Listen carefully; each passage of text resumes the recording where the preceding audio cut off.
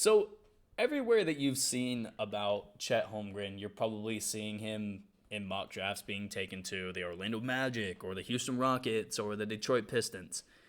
Even the Oklahoma City Thunder, which is would be a funny move just because they already have Pokusevski, who a lot of people are saying those two kind of resemble each other, which it's hard not to see the resemblance there. But here's the thing. Orlando. They've already got enough big guys between Wendell Carter Jr., Mo Bamba, Mo Wagner. Franz Wagner can play the four if you need him to. They've got a lot of guys already there. It's a cluttered front court, and all of the guys there are young. I don't see the need to get another young guy who you're going to need to wait on a couple of years to get good. Houston.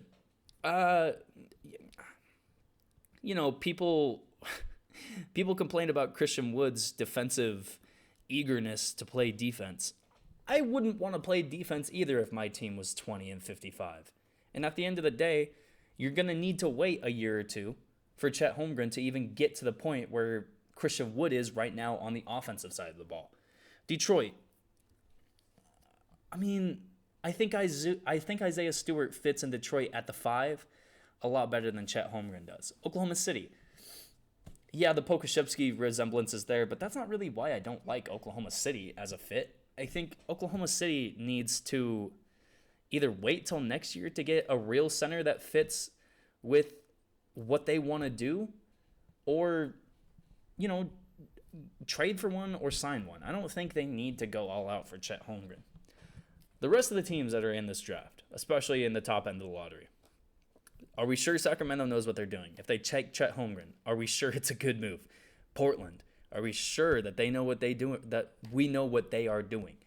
Other teams in this, front end of the draft, late lottery, Washington, do they know what they're doing? The Knicks, they obviously don't really know what they're doing. Atlanta, Charlotte. Charlotte's a little bit intriguing with Chet Holmgren there, but the team, in my opinion, that makes so much sense for Chet Holmgren, and a team that I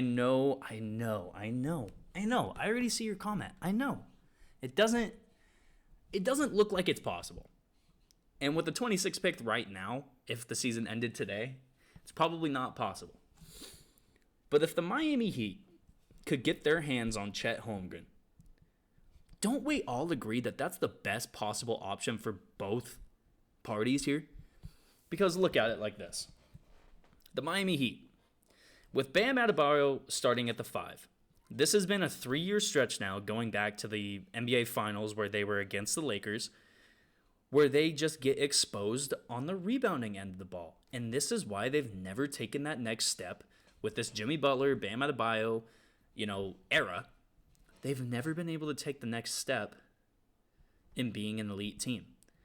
They're never going to be an elite team unless they fix the issue of Bam Adebayo at the 5. Now, I'm not saying that Bam Adebayo, they need to replace him. What I'm saying is you move him to the 4. What I'm saying is you draft Chet Holmgren and you start him at center. Automatically, your team gets better.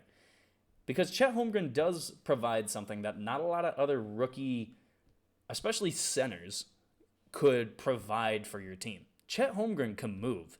Chet Holmgren looks like he's going to be a worker in the NBA. Chet Holmgren has an outside shot. Chet Holmgren has an ability, a little bit at least at an NBA level, to make moves with the ball in his hand. I think all of those qualities are something that the Miami Heat really, really love.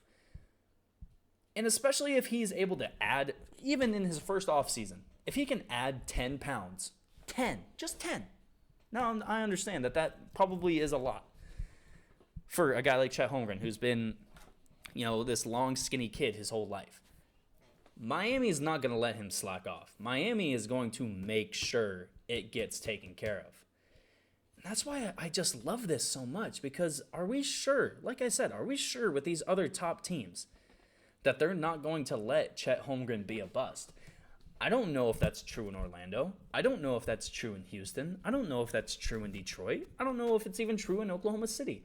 Indiana, Sacramento, Portland, San Antonio I wouldn't lump San Antonio with the rest of those teams, but New Orleans, Washington, New York, Atlanta, Charlotte. I don't know if any team in the lottery right now has as close, even a third, I don't think they have a tenth of a chance to make sure that Chet Holmgren is not a bust the way that Miami does.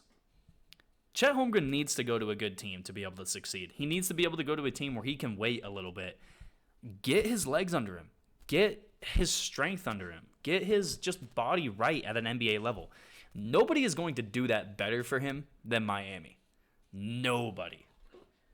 And again, it helps Miami too, obviously, because if they get a Chet Holmgren who can add 10 to 15 pounds of muscle in the offseason, you're talking about a team that can start Chet at the 5, Bam at the 4, Jimmy at the 3, either Duncan Robinson or Tyler Hero at the 2, which, I mean, one of those two would have to go in a trade. Probably Tyler, which sucks if you're a Miami Heat fan. But at the same token, you'll still have Kyle Lowry at the 1. You'll probably still have guys like Victor Oladipo. You'll probably still have guys like Markieff Morris, PJ Tucker. You'll still have such a good team. Such a team of dogs. If you add Chet Holmgren to that mix and you slot Bam at the 4, where I think it's a better position because, let's be real, the Miami Heat have been 21st in rebounding this year. I think they're 28th in blocks.